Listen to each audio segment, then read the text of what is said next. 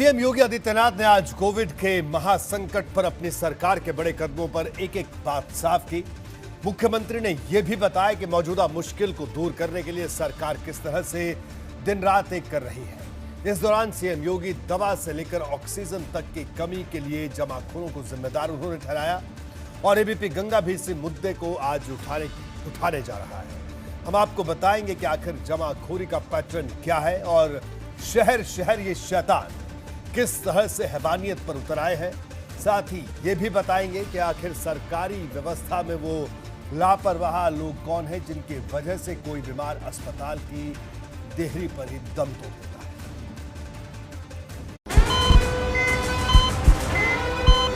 Oxygen खत्म है, कर ले जाइए। शहर शहर सांसों का आपातकाल लगा हुआ है।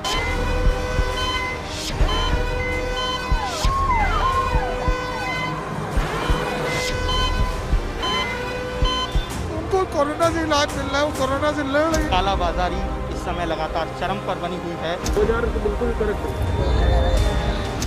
कोरोना के नाम पर आपकी जेब पर डाका। न तो ऑक्सीमीटर उपलब्ध है और अगर उपलब्ध है तो 1500 से 2000 की कीमत के बीच, और इसके साथ दवाएं भी महंगी बेची जा रही है। शहर शहर फैला कालाबाजारी का वायरस। जो बैठे ऊपर सरकार बैठे ना, हाथ जोड़ रहा हूँ, कुछ कर लो, कुछ कर लो। 500 रुपए की चीज 2500 रुपए में बेची जा रही। कोविड मरीजों के लिए ऑक्सीमीटर और जीवन रक्षक दवाओं की कमी कालाबाजारी को बढ़ावा दे रही है। इसके साथ ही नकली दवाओं को बेचने की शिकायतें भी मिल रही हैं। मोटी कमाई के लिए दवाओं की किल्लत की जा रही। आपदा का तूफान, शहर शहर शैतान।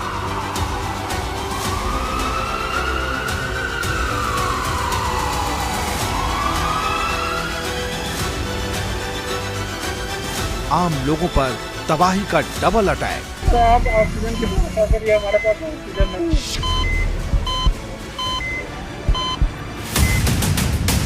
आपकी सांसों का कौन सौदा कर रहा है? ऑक्सीजन की जरूरत है, कहीं बेड नहीं मिला, ऑक्सीजन नहीं मिल रही, तो कुछ मदद कर दो सर।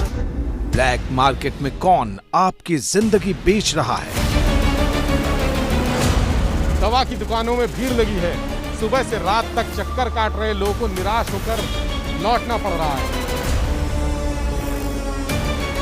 सफेद पोशों के काले खेल का पर्दाफाश कर सेल पे कितने का है?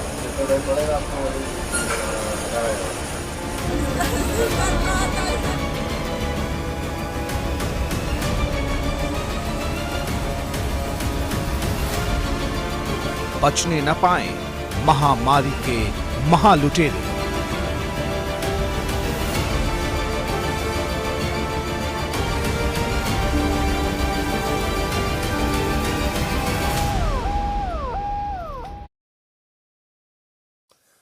जी हाँ, तो हमारे साथ इस वक्त अनुभव शुक्ला हमारे संवाददाता लखनऊ से जुड़े हैं, साथ ही साथ अजीत सिंह राठी देहरादून से हमारे साथ जुड़ेंगे, हमारे ब्यूरो चीफ, और वाराणसी से नीतीश पांडे भी हमारे साथ जुड़ेंगे, उनसे बात करेंगे। इसके साथ ही साथ डॉक्टर विकास मित्तल सीनियर डॉक्टर हैं गोयल सिटी हॉस्पिटल आगरा के, उनसे बात करेंगे, और डॉक्टर रमा श्रीवास्तव प्रेसिडेंट हैं आईएमए लखनऊ से, उनसे भी हम बात करेंगे। लेकिन आपको बता दें कि महामारी कभी पूछ कर नहीं आती है। ये एक आपदा है जो कभी भी कहीं भी दस्तक दे सकती है, लेकिन अगर ऐसे संकट काल में प्रशासनिक स्तर पर कोई भी चूक हुई तो फिर इसका फायदा सीधे मुनाफाखोर उठाते हैं। यूपी में इस वक्त यही हो रहा है। उत्तराखंड में भी कई जगहों से ऐसी खबरें आ रही हैं। सबसे पहले यूपी के चप्पे चप्पे की खबर देती है रिपोर्ट। देखिए, हम बताने जा रहे हैं कि आखिर कहां कहां मुनाफाखोरों ने जरूरी चीजों के दाम बढ़ा दिए हैं, जिस पर फौरन कमान कसने की जरूरत है।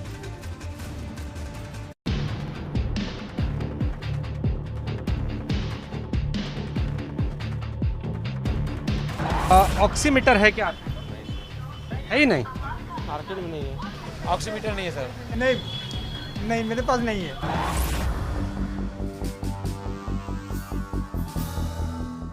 संक्रमण के सुनामी में टूटती सांसों के कोहराम ने सबको दहला रखा है, लेकिन कुछ लोग ऐसे हैं जो हर सांस का सौदा करने में जुटे हैं। ये मजबूर लोगों के डर का फायदा उठा रहे हैं।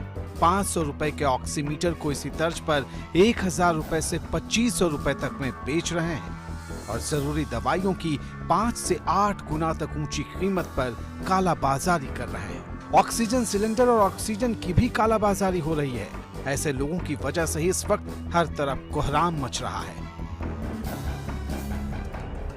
इसीलिए हमने कालाबाजारी करने वाले इन सफेद पोशों को महामारी के महालुटेरे का नाम दिया है। लखनऊ में एबीपी गंगा संवाददाता विवेक त्रिपाठी ने कालाबाजारी के खौफनाक सच की पड़ताल की। एबीपी गंगा ने जब पूरे शहर के अस्पतालों का हाल जाना तो चौंकाने वाला सच सामने आया। यूपी की राजधानी में मरीजों के परिजन 6 तरह की मुश्किलों से सबसे ज्यादा दो चार हैं। अस्पताल में दाखिला, ऑक्सीजन की कमी, रेमडेसिविर इंजेक्शन की कमी, ऑक्सीमीटर के ऊंचे दाम, स्टीम मशीन और पीपीई किट की कमी। जी हां, बीमार लोगों को अस्पतालों में दाखिला नहीं मिल रहा। अगर दाखिला मिल भी जाए तो ऑक्सीजन संकट उनके सांसें अटका रहा है। किसी ने रेमडेसिविर इंजेक्शन की कमी की बात बताई और दो टूक कहा कि इसकी खुली कालाबाजारी हो रही है। इसके साथ ही ऑक्सीमीटर से लेकर भाप लेने की साधारण स्टीम मशीन और पीपीई किट तक बाजार से गायब मिल रहे हैं। कोविड मरीजों के लिए ऑक्सीमीटर और जीवन रक्षक दवाओं की कमी कालाबाजारी को बढ़ावा दे रही है। इसके साथ ही नकली दवाओं को बेचने की शिकायतें भी मिल रही हैं। रेमडेसिविर इंजेक्शन के लिए लोग दर दर भटक रहे हैं। फेबीफ्लू भी बाजार से गायब है। आइवरमेक्टिन और एजिथ्रोमाइसिन के साथ विटामिन की गोलियों का संकट पहले से बना हुआ है। सुबह से रात तक चक्कर काट रहे लोगों को निराश होकर लौटना पड़ रहा है। दवा के लिए सिफारिश लगानी पड़ रही है, लेकिन कोई मदद नहीं मिल पा रही। वाराणसी में भी ऑक्सीमीटर की इस वक्त सख्त किल्लत है। आप अपने आप को खुशकिस्मत समझे कि अगर आसानी से आपको ऑक्सीमीटर मिल जाए। जिन दुकानों में ऑक्सीमीटर है वहां कीमत काफी ऊंची कर दी गई है। दुकानदार किल्लत की बात कहकर डिस्ट्रीब्यूटर से ऊंची कीमत पर इसे खरीदने का हवाला दे रहे हैं। यानी बिना कालाबाजारी का टैक्स चुकाए आपको ऑक्सीमीटर शायद ही मिले। ऑक्सीमीटर है क्या? नहीं सर, क्यों है ही नहीं? है ही नहीं, क्योंकि अब जो रेट में हम लोग लेते थे उस रेट से माल महंगा मिल रहा है, तो हम उसको लेके फिर क्या करेंगे सर? क्या रेट था पहले और क्या रेट? 350 रुपये का रेट था, आज वो रेट चला गया है सर 1200-1500। तो मैं कस्टमर के साथ गलत क्यों करूँ? मैं गलत उसको लेना ही मना कर दिया, लेकिन पेशेंट तो मांग रहे हैं। पेशेंट मांग रहे हैं, लेकिन जब जो चीज़ उधर से जेन्युइन सामान नहीं मिल रहा है, जेन्युइन माल नहीं मिल रहा है हम लोग को। उपलब्ध हो पा रहा है मार्केट? नहीं, है ही नहीं। मार्केट में नहीं है। कितने का ऑक्सीमीटर आ रहा है इस समय मार्केट में? ऑक्सीमीटर है? नहीं है। किस रेट में आ रहा है? अपना रेट बैठ रहा है। सिर्फ ऑक्सीमीटर ही नहीं, कोरोना के इलाज में जरूरी दवाएं जैसे एजिथ्रोमाइसिन और जिंक टैबलेट के साथ ही मल्टीविटामिन टैबलेट्स भी खुदरा दुकानों से या तो गायब नजर आ रहे हैं या फिर कीमत अचानक बढ़ गई है। एजिथ्रोमाइसिन का 118 रुपया MRP है, हम लोग 100 रुपया में देते हैं। पहले क्या था ये? पहले दाम कम था। पहले कम था, रेट बढ़ गए। जिंकोविट?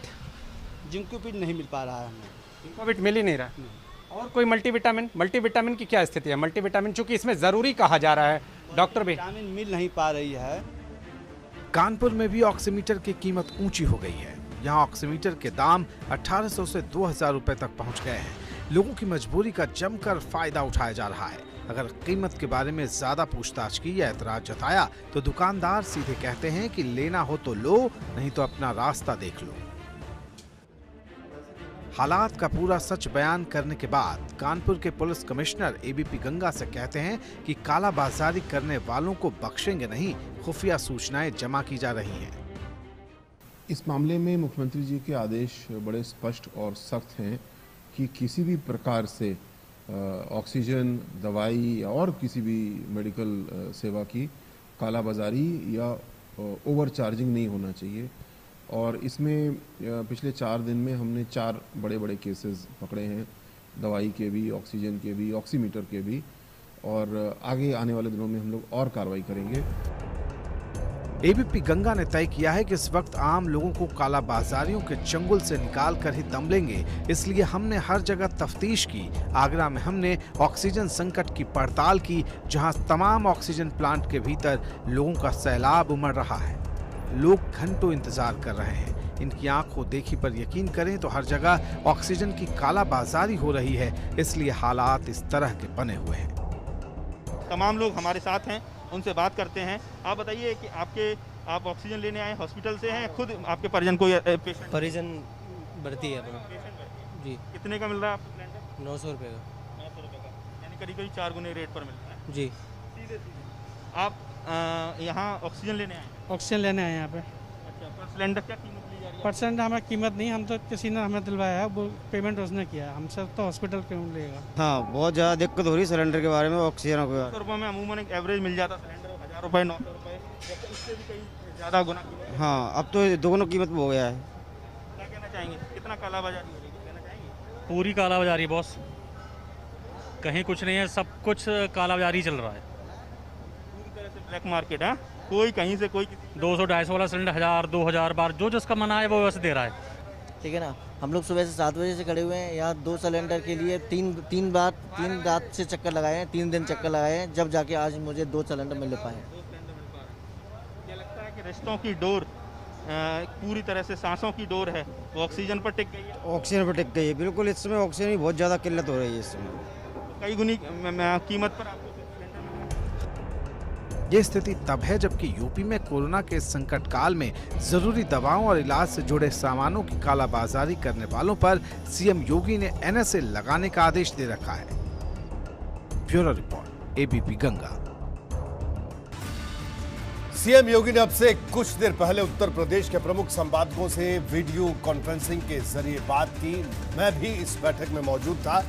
इसमें मुख्यमंत्री योगी आदित्यनाथ ने बार बार कहा कि जरूरी दवा हो या दूसरी चीजें हो, जमाखोरी करने वालों को लेकर सरकार सख्त है। साथ ही ये भी कहा कि ऑक्सीजन की राज्य में कोई कमी नहीं है। सीएम योगी ने क्या कहा, आपको ये सुनना। कृत्रिम अभाव पैदा करने का प्रयास किया जा रहा है।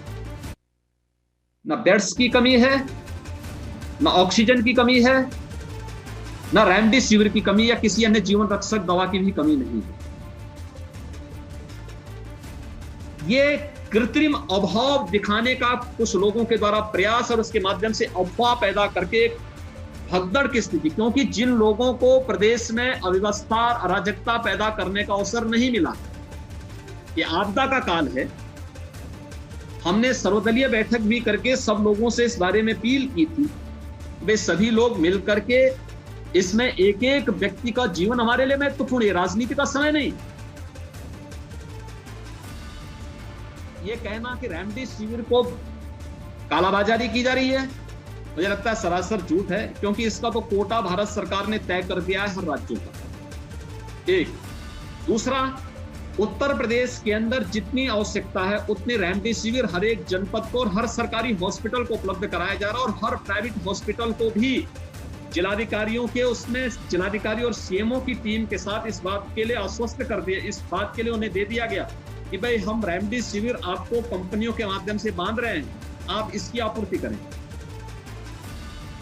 तो बिल्कुल हमारे साथ कुछ खास मेहमान जुड़े, और सबसे पहले हम आपको लखनऊ लिए चलते हैं। अनुभव शुक्ला हमारे संवाददाता वहां से जुड़े। अनुभव, हम बात कर रहे हैं कि महामारी के महालुटेरों की क्या स्थिति आन पड़ी है कि एक तरफ इंसानी जिंदगी को बचाना अपने आप में चुनौती, और दूसरी तरफ कुछ लोग ऑक्सीमीटर, स्टीमर, रेमडेसिविर या दूसरी अन्य चीजें हैं, उनकी एक तरीके से कालाबाजारी कर रहे हैं। लखनऊ में क्या स्थिति बनी हुई है, अनुभव?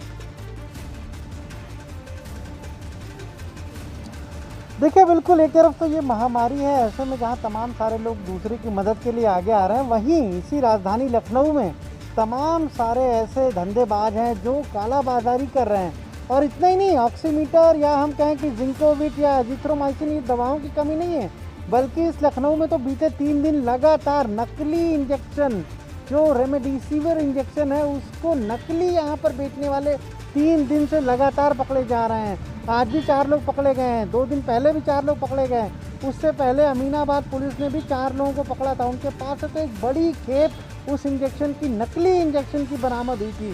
तो ऐसे लोग कहीं ना कहीं आज के समय में मानवता को भी शर्मसार कर रहे हैं, और ऐसे लोगों के खिलाफ कड़ी से कड़ी कार्रवाई करने की भी ज़रूरत है। हालांकि सरकार ने कई सारे जो ऐसे लोग पकड़े गए, धंधेबाज पकड़े गए, कालाबाजारी करने वाले, उनके खिलाफ एनएसए तो लगाया है, लेकिन ज़रूरत है कि ऐसे समय में और भी लोग, जिनको अनुभव 44 लोग अभी तक पकड़े जा चुके हैं।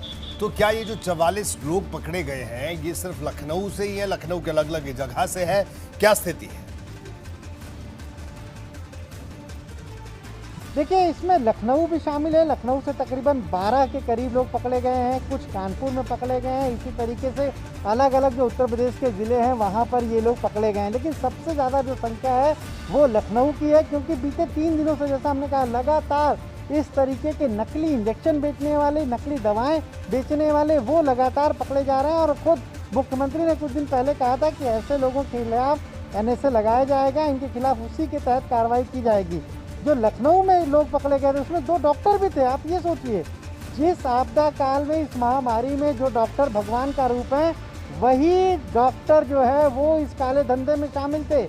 इसके अलावा अभी 4 लोग जो पकड़े गए उसमें कुछ जो पैरामेडिकल स्टाफ है वो शामिल है।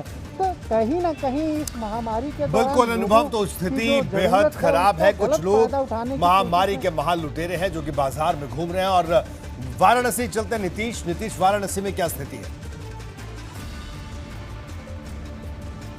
संपादक जी, स्थिति यहाँ पर भी कुछ ठीक नहीं है। अगर बनारस कहें तो पूर्वांचल की सबसे बड़ी दवा की मंडी यहाँ पर मौजूद है, सपसागर दवा मंडी। और दवा की मंडी में अगर बात करें बनारस शहर की, तो यहाँ की जो दवा की दुकानें हैं, अगर यहाँ पर दवाओं की कमी हो जाए तो इसे क्या कहेंगे? साफ तौर पे इशारा कहीं ना कहीं जो जमाखोर हैं, जो लुटेरे हैं, उनकी ओर हो रहा है। आपको बता दें कि जितनी भी दवा की दुकानों पर हमने बातचीत की, वहां पर से दवाएं गायब थी। कई जगहों पर मल्टीविटामिन, विटामिन की कैप्सूल थी ही नहीं, जिंकोविट जैसी कैप्सूल थी ही नहीं। जब पूछा तो पता चला कि इसकी डिमांड ज़्यादा है और लोग इसको ज़्यादा खरीद लिए। तो जब ज़्यादा खरीद लिए तो उपलब्धता क्यों नहीं हो पाई? ये सारे सवाल थे। और इसके साथ ही ऑक्सीमीटर की बात करें, ऑक्सीमीटर तो यहाँ आसमान छू रहे हैं। लोकल जो कंपनी के ऑक्सीमीटर हैं वो 1200 से 1500, अगर अच्छी कंपनी का ऑक्सीमीटर आप लेते हैं तो 2000 से 2500 तक यहाँ ऑक्सीमीटर मिल रहे हैं। आम जनता की पहुंच से कहीं बहुत ऊपर तक ये हैं इनकी कीमतें। लेकिन इसके साथ ही वाराणसी का प्रशासनिक अमला भी ये दावा कर रहा है कि अगर कहीं भी जमाखोरी की शिकायत मिली या पकड़े गए तो कड़ी कार्रवाई होगी। लेकिन अब ये देखना होगा कि अब तक जो जमाखोरी कर रहे हैं वो प्रशासन की नज़र से कैसे बच रहे हैं और कब वो प्रशासन की पकड़ में आएंगे। संपादक जी, महामारी के महाल लुटेरों के हमने पोल खोल ली। उससे पहले यूपी में कोरोना के 24 घंटे के आंकड़ों पर एक नजर डाल लेते हैं। यूपी में नए केस की अगर हम बात करें तो क्या स्थिति है वो आपके सामने। आप देखिए, 33,574 ये नए मामले उत्तर प्रदेश में जो सामने आए हैं। अगर मौत की बात करें, मौत के आंकड़े की बात करें तो 249 ये आंकड़ा है। और रिकवरी की बात करें तो 26,719, यानी रिकवरी रेट अच्छा है, ये एक राहत की बात है। लखनऊ की बात की जाए तो 4,566 केस अकेले लखनऊ में एक्टिव हैं। और लखनऊ में मौत के आंकड़े की बात करें तो कोरोना से 21 लोगों की मौत कोरोना में हुई है। ये अब तक का अपडेट हम बता रहे हैं 24 घंटे का। लखनऊ में रिकवरी की अगर बात करें तो 6,035 लोग ठीक भी हुए हैं कोरोना से, जो कि एक अच्छा संकेत है कि रिकवरी रेट भी ठीक है, बेहतर है। और बहरहाल हमारे साथ कुछ खास मेहमान हमारे साथ जुड़े हुए हैं। एक बार हम उनका रुख करेंगे और उनसे जानेंगे कि आखिरकार किस तरह की स्थिति है। डॉक्टर रमा श्रीवास्तव हमारे साथ जुड़ी हैं लखनऊ से। डॉक्टर रमा, आप बताइए क्या कहना है आपका, अभी जो स्थिति है, जो मौजूदा स्थिति है, और जिस तरह से हम हर रोज नई रिसर्च के बारे में पढ़ते हैं कि अभी तो और वेव जो है ये और बढ़ेगी, ये बातें एक तरफ और दूसरी बातें मौजूदा स्थिति, किस तरह से देखते हैं आप इस चीज को? देखिए, पीक तो अभी आना बाकी है। तकरीबन मई के फर्स्ट वीक में ऐसा रिसर्च से एनालाइज किया गया है कि पीक स्टेज तब आएगी। और मौजूदा स्थिति ये है कि हर चीज़ की कालाबाजारी हो रही है। स्वास्थ्य एक मूलभूत आवश्यकता है जीवन की, और इसमें जो भी ऐसे लोग क्रिमिनल रेदर पनिशेबल ऑफेंस है ये तो जो कर रहे हैं वो वाकई बहुत शर्मनाक है, और ये ह्यूमन लाइफ के अगेंस्ट काम कर रहे हैं। इसके साथ ही साथ जो लोग स्टोरेज कर ले रहे हैं, चाहे वो मल्टीविटामिन हो या ऑक्सीजन हो, जिनको ज़रूरत नहीं भी है और घर में अगर 4 लोग हैं तो वो सिलेंडर्स जिनके पास जितना पैसा है उस हिसाब से ब्लैक्स में वो सिलेंडर्स खरीद ले रहे हैं, आइवरमेक्टिन खरीद ले रहे हैं, whatever are the requirements for corona patients, वो सब घर में स्टोर कर ले रहे हैं। तो मेरे ख्याल से 15 से 20% तो ये वेस्टेज है, जो कि रेमडेसिविर को भी के लिए भी सच है और ऑक्सीजन के लिए भी सच है। वेंटिलेटर चूंकि घर पे लगा नहीं सकते इसलिए वेंटिलेटर नहीं रख रहे, लेकिन ये बेहद शर्मनाक स्थिति है। जो लोग इसमें इन्वॉल्व हैं, जैसा कि सुना कि 2 डॉक्टर्स भी हैं, अब पता नहीं वो MBBS डॉक्टर्स हैं या अदरवाइज जो भी हो, अगर डॉक्टर के नाम पर अगर कोई ऐसा कर रहा है तो ये बिल्कुल मानवता के खिलाफ है। लोगों के जीवन से वो खिलवाड़ कर रहे हैं और इसका पनिशमेंट तो बिल्कुल वही होना चाहिए जो एक हत्यारे का होता है। बिल्कुल, हमारे साथ डॉक्टर विकास मित्तल भी जुड़े हैं, आगरा से हमारे साथ जुड़े हैं, सीनियर डॉक्टर हैं, उनसे हम बात करेंगे। डॉक्टर विकास मित्तल साहब, ये बताइए कि जो आम लोगों की परेशानी है, आम आदमी इसलिए परेशान है, कहीं ऑक्सीजन की दिक्कत, कहीं ऑक्सीमीटर महंगा मिल रहा है, कहीं पर दवाइयाँ महंगी मिल रही है। हालात ये है कि जो स्टीम लेने की जो मशीन रहती है, बड़ी छोटी सी जिसे कहा जाए स्टीमर जिसे हम कहते हैं, वो तक भी आम आदमी की पहुंच से दूर होता जा रहा है, सिर्फ और सिर्फ महामारी के महालुटेरों की वजह से। और आप किस तरह से देखते हैं इस मौजूदा दौर को और इस मौजूदा स्थिति को, क्या कहना है आपका? देखिए, सबसे पहले तो ये महामारी है वो हमारे सारे जीवन को प्रभावित कर रही है और हर आदमी इससे प्रभावित हो रहा है। तो सबसे पहले हमें इस बीमारी से लड़ने के लिए पॉजिटिव माइंडसेट चाहिए। हमें ये नहीं देखना है कि कहाँ क्या कमी है, हमें ये देखना है हम इस महामारी से निपटने के लिए अपनी तरफ से क्या योगदान दे सकते हैं। सबसे पहले हमें सोशल मीडिया पे जो पैनिक फैलाया जा रहा है उससे दूर रहना चाहिए। साथ ही साथ प्रशासन और शासन को ये व्यवस्था करनी चाहिए कि जिससे कालाबाजारी और जो फेक न्यूज़ चल रही हैं उन पर लगाम लगाया जाए। साथ ही साथ हमें ना बजाय मीडिया मैनेजमेंट के जो जनप्रतिनिधि या प्रशासन, उनको देखना चाहिए कि रूट कॉज प्रॉब्लम क्या है। शासन से कह दिया जाता है कि ऑक्सीजन की कमी नहीं है, अस्पताल में जब मरीज आता है तो अस्पताल में ऑक्सीजन नहीं है, इससे पैनिक फैलता है, फिर वो मरीज ऑक्सीजन लेने दर दर भटकते हैं, इससे कालाबाजारी को बढ़ावा मिलता है, जिससे कि जिसके पास ऑक्सीजन है वो डिफरेंट रेट्स में ऑक्सीजन देता है। प्रशासन, मैं समझता हूँ शासन और प्रशासन हमारा इतना सक्षम है कि इस कालाबाजारी पर अगर वो अपनी दृढ़ इच्छा शक्ति से लगाम लगा सकते हैं। लेकिन परेशानी क्या है कि कोई कुछ कह रहा है, कोई कुछ कह रहा है, कोई कुछ कह रहा है, इससे भ्रम की स्थिति बन जाती है। जैसे आगरा में पिछले कई दिनों से ऑक्सीजन की इतनी कमी चल रही है, क्योंकि मैं खुद एक हॉस्पिटल का संचालक हूँ, मुझे पता है कि बिना ऑक्सीजन के इस महामारी से कैसे लड़ा जा सकता है। ये बड़ा मुश्किल है। खासकर ये बीमारी से मृत्यु तो बीमारी खराब है इसलिए हो रही है, लेकिन जब परिजन को पता चलता है कि अस्पताल में ऑक्सीजन नहीं है तो उसको लगता है कि शायद मुझे ऑक्सीजन मिल जाती तो मैं बच जाता। तो इससे पैनिक फैल रहा है और प्रशासन द्वारा बार बार मीडिया में ये कहा जा रहा है कि ऑक्सीजन की कोई कमी नहीं है, लेकिन ग्राउंड लेवल पे मरीज का तीमारदार भागेगा क्यों? अगर ऑक्सीजन की अस्पताल में कमी नहीं होगी तो मरीज का तीमारदार भागेगा क्यों? हमें अपने आप से एक ईमानदार सवाल पूछना है। क्या आपसे हम ये जानना चाहेंगे, आपका क्या मानना है कि क्या ऑक्सीजन की कमी है? आप किस तरह से देखते हैं डॉक्टर विकास? क्या ऑक्सीजन की कमी है या आपको लगता है कि पैनिक ज्यादा है? 100% ऑक्सीजन की कमी है। नॉर्मल ऑक्सीजन की कमी भी है और उस कमी के चलते पैनिक बहुत ज़्यादा है, क्योंकि जब कमी होती है तो आदमी उसको स्टोरेज करने की तरफ भागता है कि कहीं अगर मुझे नहीं मिली तो मैं अपने उस समय के लिए इसको बचा के रखूं। प्रशासन का ये दायित्व है कि जहाँ जहाँ हॉस्पिटल जहाँ कोविड के मरीज भर्ती हैं उनको सुचारू रूप से ऑक्सीजन की सप्लाई की जाए, जिससे कि पैनिक ना हो। ठीक है, और मैं डॉक्टर रमा आपके पास आऊँगा कि बड़ा साधारण शब्दों में कमी ज़्यादा है या पैनिक ज़्यादा है, आप किस तरह से देखती हैं डॉक्टर रमा श्रीवास्तव? कमी है इसलिए पैनिक है। दोनों चीज़ें सच हैं अपनी अपनी जगह, क्योंकि हॉस्पिटल्स ने जब ये डिक्लेयर कर दिया पिछले 5-7 दिनों से तो ऑक्सीजन की कमी चल ही रही है।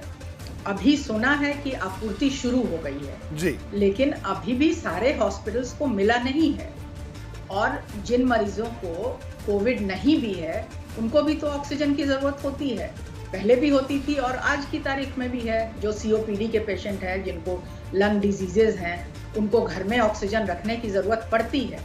तो ऑक्सीजन तो बहुत लोगों को चाहिए, चाहे वो नॉन कोविड हो चाहे कोविड हो, और नहीं मिल रहा है, इसलिए बुरी तरह से पैनिक हो रहा है, क्योंकि आगे कब सप्लाई बंद हो जाएगी, कब कमी हो जाएगी।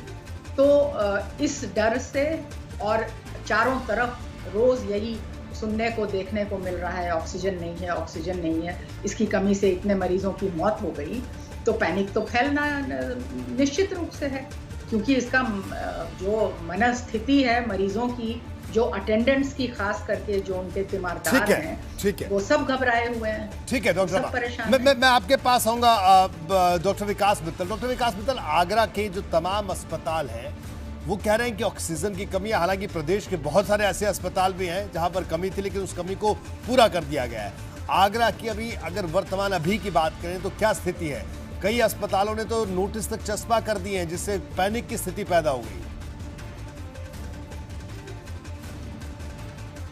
सर, आगरा की स्थिति बहुत ही ख़राब है। मैं खुद अपना हॉस्पिटल चला रहा हूँ। 2 बजे से ऑक्सीजन नहीं है।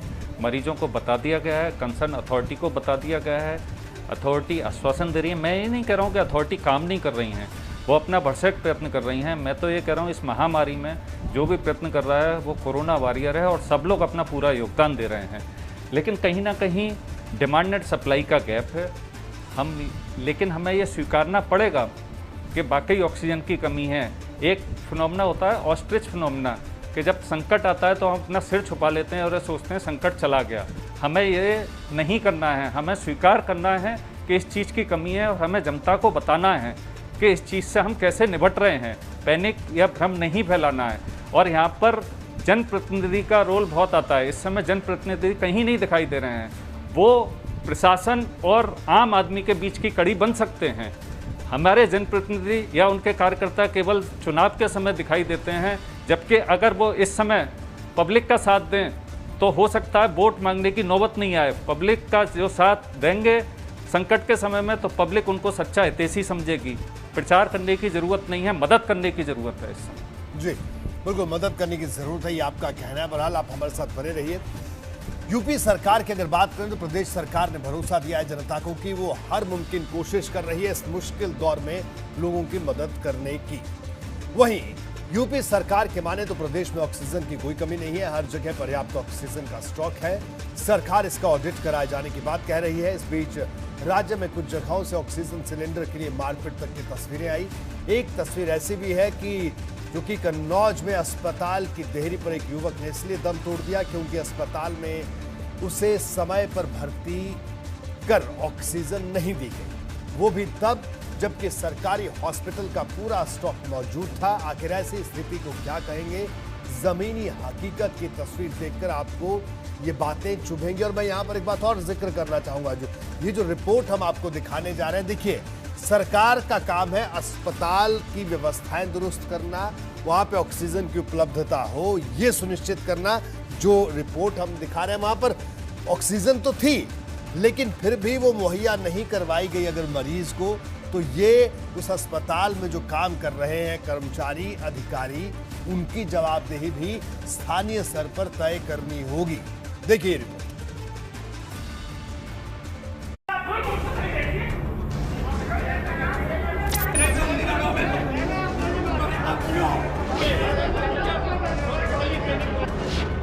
ऑक्सीजन के लिए मरीजों के परिजन इस कदर मजबूर हैं कि कई जगहों पर मारपीट की नौबत आ रही है।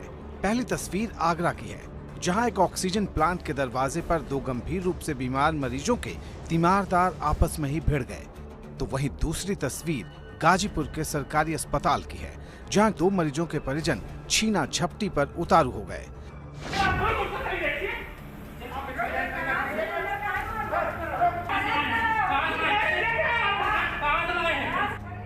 ये तस्वीरें बताने को काफी है कि जमीन पर कैसे हालात हैं। भले ही ऑक्सीजन की यूपी में कोई कमी नहीं होने के दावे किए जा रहे हों, लेकिन अगर ये दावा इतना ही दमदार होता तो हालात ऐसे कतई नहीं दिखते।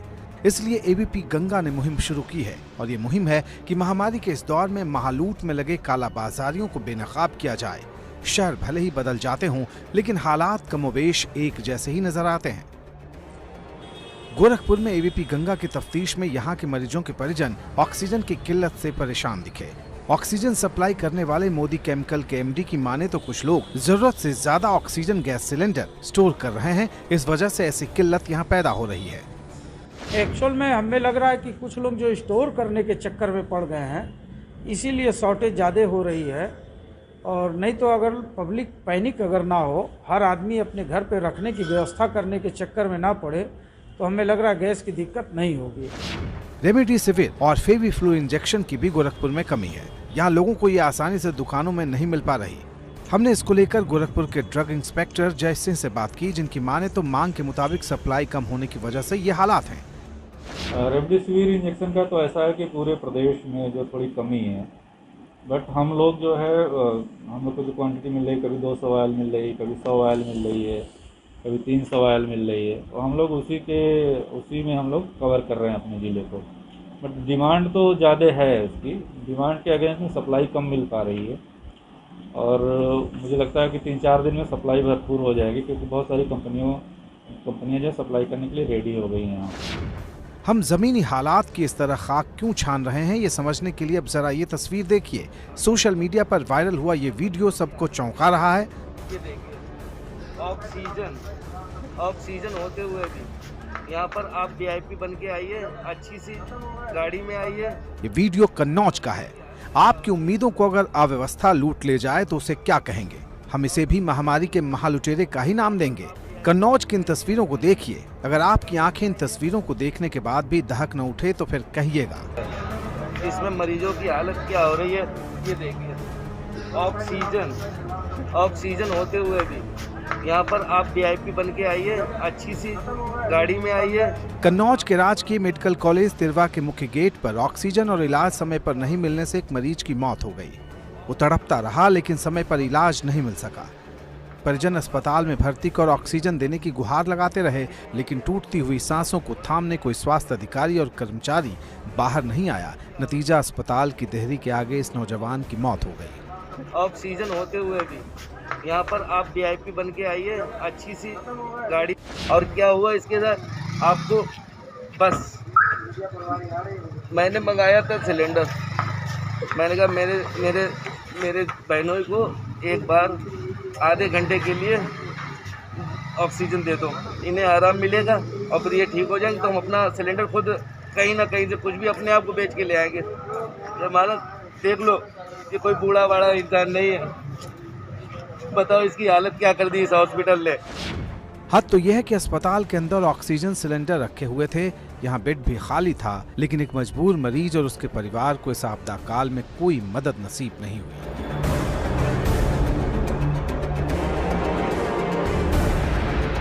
यहाँ के सरकारी अस्पताल की व्यवस्था ने इस शख्स की टूटती सांसों को नहीं थामा। बावजूद इसके सीएमओ का दावा है कि ऑक्सीजन की तो अस्पताल में कोई कमी ही नहीं। देखिए, किसी भी प्रकार से कोई भी ऑक्सीजन सप्लाई बाधित नहीं हुई थी। हमारे पास पर्याप्त मात्रा में ऑक्सीजन अभी भी उपलब्ध है। बस ये है कि हमारी ऑक्सीजन ख़त्म होने से पहले हमने एम्बुलेंस से मंगा करके सिलेंडर रख लिए थे, और बस उसको सिलेंडर चेंज करने में जो 2-4 मिनट लगा। अदरवाइज़ पूरी तरह से जो है ऑक्सीजन हमारी सप्लाई चलती रही है, और हमारे पास पर्याप्त मात्रा में अभी भी ऑक्सीजन उपलब्ध है।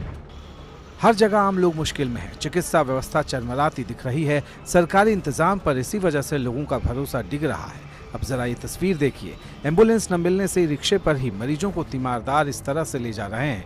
कहीं रिक्शे तो कहीं ठेले पर तीमारदार अपने मरीजों को अस्पताल पहुंचाते दिखे।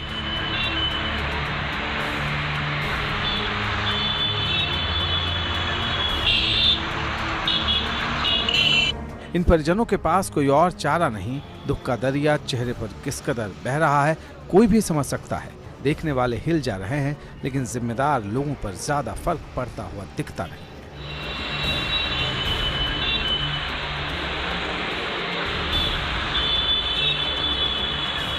Bureau report, ABP Ganga. ABP Ganga हर बात सबूतों के साथ कहता है। हम खुद जमीन पर जाकर सरकारी दावों की पड़ताल करते हैं और ज्यादा से ज्यादा ग्राउंड रिपोर्ट आपको दिखाते हैं, ताकि जमीनी हकीकत आप खुद देख सकें। अब देखिए, उत्तराखंड में ऑक्सीमीटर समेत दूसरी जरूरी चीजों की क्या स्थिति है? देहरादून से हमारे संवाददाता रवि कैंतुरा की रिपोर्ट।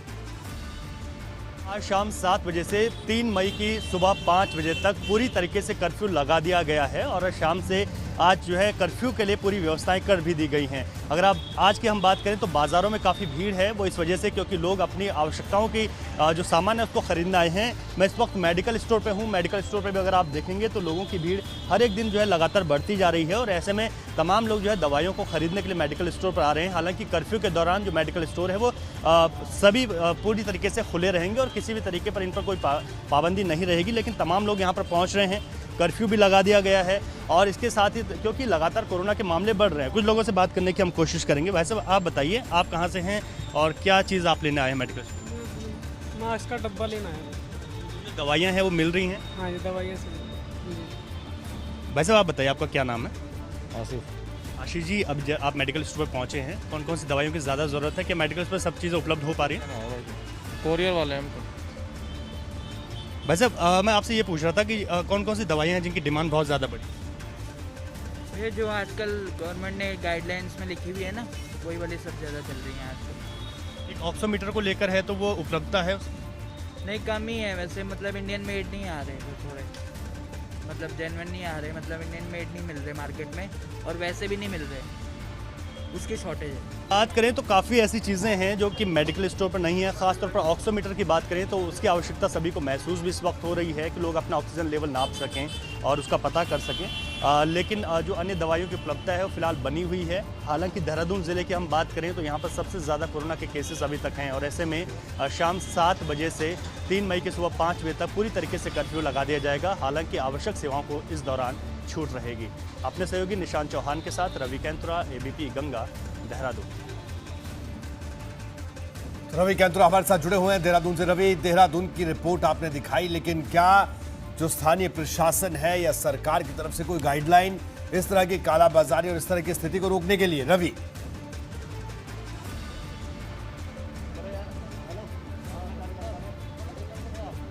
जी निश्चित तौर पर देखिए रोहित जी, खुद मुख्यमंत्री ने कहा है कि किसी भी तरीके की कालाबाजारी ना हो। खासतौर पर ऑक्सीजन को लेकर, रेमडेसिविर को लेकर, इन सब चीज़ों पर जो है खासतौर पर नज़र रखे प्रशासन। लेकिन जो ग्राउंड रिपोर्ट कहती है वो ये कहती है कि ऑक्सीमीटर की अगर बात करें तो अब वो मेडिकल स्टोर पर उपलब्ध नहीं है। पहले तो रेमडेसिविर भी मेडिकल स्टोर पर मिलता था, अब वो उपलब्ध नहीं है और ऐसे में जिन जिन अस्पतालों में कोविड के मरीज़ हैं वहाँ पर रेमडेसिविर की खेप दी जा रही है। लेकिन जो मरीज़ हैं उनकी एक्टिव संख्या बहुत ज़्यादा है और उसके हिसाब से जो रेमडेसिविर के इंजेक्शन है वो कम दिए जा रहे हैं। तो अभी अगर हम बात करें खासतौर पर, क्योंकि सबसे ज़्यादा प्रभावित ज़िला देहरादून है और यहाँ पर भी अभी सबसे जो बड़ी समस्या है वो बेड्स की है। अस्पतालों में लोगों को एक बेड नहीं मिल पा रहा है, आईसीयू सभी फुल हो गए हैं और ऐसे में ऑक्सीजन की जो किल्लत है उसको लेकर भले ही प्रशासन लगातार ये बात कर रहा है कि ऑक्सीजन की जो किल्लत है उस पर जो है काम किया जा रहा है और उसकी किल्लत नहीं होने दी जाएगी, लेकिन जो अन्य व्यवस्थाएं वो बिल्कुल चरमरा गई हैं। तो ऐसे बहुत ज़रूरी है कि कहीं ना कहीं इन सब चीज़ों पर ध्यान दिया जाए। और कि कल उत्तराखंड की अगर बात करें तो हरिद्वार में कल शाही स्नान है, चैत्र पूर्णिमा है,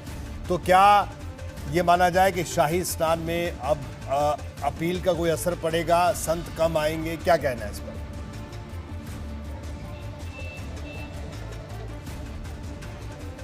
रवि जी बिल्कुल रोहित जी, देखिए क्योंकि कई अखाड़े हैं जिन्होंने खुद ही ये कहा है कि वो कोरोना में इन सब चीज़ों को देखते हुए, कोरोना को देखते हुए यहाँ पर जो है स्नान नहीं करेंगे, सोशल डिस्टेंसिंग बनी रहे, इन सब चीज़ों पर जो है वो ख्याल रखेंगे। कुछ अखाड़े हैं जो कि स्नान करेंगे, लेकिन इसके लिए पूरी व्यवस्थाएं सरकार द्वारा की गई हैं। लेकिन बड़ा मुश्किल होगा क्योंकि कोरोना काल चल रहा है और ऐसे में तमाम जो संक्रमण है वो यहाँ से पैदा हो सकता है। इसको देखते हुए पूरी व्यवस्थाएं हैं कि सोशल डिस्टेंसिंग का ख्याल रखा जाए और बहुत कम से कम लोग जो है स्नान कर सकें, तो इस पर विशेष फोकस रखा जाएगा। और वैसे अगर हम बात करें तो जो लगभग उत्तराखंड के शहरी क्षेत्रों में हफ्ते भर का कर्फ्यू लगा दिया गया है बढ़ते कोरोना मामलों को देखते हुए, और ऐसे में अब हरिद्वार जिलाधिकारी को भी ये कहा गया है कि वो अपने आवश्यकता अनुसार जो है कर्फ्यू लगा सकते हैं। तो कल हम ये कह सकते हैं कि जैसे शाही स्नान मैं आपको रोकूंगा रवि। और डॉक्टर रमा श्रीवास्तव, एक आखिरी सवाल आपसे मेरा। डॉक्टर रमा श्रीवास्तव, ये ऑक्सीमीटर बहुत जरूरी है खासतौर पे बुजुर्गों के लिए, क्या युवाओं के लिए भी, क्योंकि ऑक्सीजन लेवल कम हो रहा है, क्या स्थिति है जानना बहुत जरूरी है जो भी कोरोना पीड़ित पेशेंट्स हैं। लेकिन जो ऑक्सीमीटर की जो स्थिति है, जितना महंगा बिक रहा है, इसको लेकर आपका क्या कहना है? क्या लगता है आपको कि जो सरकार की एजेंसियां हैं, प्रशासन की जो एजेंसियां हैं, उनको कड़ाई से कुछ इस पर कदम उठाना चाहिए? क्या कहना है आपका? देखिए, आज की ज़रूरत ऑक्सीमीटर इसलिए है क्योंकि जो लोग घर पे हैं और वो कोरोना पॉजिटिव हैं या कई बार नेगेटिव भी हैं, लेकिन उन्हें बुखार आ रहा है, सांस की तकलीफ है, तो उनका ऑक्सीजन कॉन्सेंट्रेशन देखना पल्स ऑक्सीमीटर एक बहुत छोटा सा इंस्ट्रूमेंट होता है और इतना महंगा भी नहीं है जितना बिक रहा है। चाइनीज इंस्ट्रूमेंट्स पहले से आ रहे थे मार्केट में, लेकिन वही बात है कि डिमांड एंड सप्लाई के बीच में गैप ज़्यादा हो गया है और लोग गलत काम कर रहे हैं। तो पल्स ऑक्सीमीटर ऐसे लोगों के पास होना ज़रूरी है। ये घर में एक ज़रूरी चीज़ है जिसको लोग रखेंगे तो बेसिक उनका पल्स कितना है, उनका ऑक्सीजन कॉन्सेंट्रेशन कितना है, ये नापने के लिए ये अगर सब लोग रखें तो ये बहुत सहायक होता है। और ऐसे मॉनिटरिंग से हॉस्पिटल एडमिशन्स कम हो जाते हैं, पेशेंट को रीअश्योरेंस होता है कि उसका ऑक्सीजन लेवल सही चल रहा है। बाकी जो होम रेमेडीज़ हैं या प्रोसीजर्स हैं जो हम लोग बहुत सारे लोगों को समझा रहे हैं, व्हाट्सएप पे भेज रहे हैं, आप लोगों के ज़रिए बता रहे हैं कि प्रोन पोजीशन में पेट के बल कैसे लेटें और लेटकर अपना ऑक्सीजन सैचुरेशन कैसे बढ़ाएं, तो ये चीज़ें बहुत काम आती हैं। बिल्कुल बिल्कुल डॉक्टर रमा श्रीवास्तव, मैं आपको रोकूंगा और मैं कहूंगा रवि हमारे साथ इस वक्त जुड़े हैं, साथ ही साथ अनुभव शुक्ला लखनऊ से और नीतीश पांडे हमारे साथ वाराणसी से जुड़े हैं। मैं अपने तीनों संवाददाताओं से कहूंगा कि बिल्कुल अपनी सेहत का ख्याल जरूर रखें और साथ ही साथ हम बार बार लोगों से भी कह रहे हैं कि संक्रमण से बचना है तो मास्क का इस्तेमाल जरूर करें। आप देख सकते हैं हमारे तमाम संवाददाताओं ने मास्क लगाए हैं। मैं इस वक्त मास्क का इस्तेमाल नहीं कर रहा हूं क्योंकि मैं इस वक्त स्टूडियो में बैठा हूं, लेकिन मैं आपको ये बता दूं कि स्टूडियो से बाहर निकलते ही मेरे पास ये मास्क है, मैं इसका इस्तेमाल करूंगा क्योंकि मैं दूसरी बार कोरोना संक्रमित हुआ और इस दौरान बड़ी मुश्किलें सामने आई, बहुत जिसे कहा जाए विकट परिस्थितियां हुई। आप सब लोग इन परिस्थितियों से ना गुजरें और सिर्फ हम दोष दें कि सरकारों ने ये नहीं किया, फल्ला ने ये नहीं किया, लेकिन जो हम खुद कर सकें सबसे पहले वो ज़रूर करें। मास्क का इस्तेमाल करें और सोशल डिस्टेंसिंग का खास ख्याल रखें। तो अपना ख्याल रखिए। बात तो चुभेगी में आज इतना ही। दीजिए इजाज़त। नमस्कार।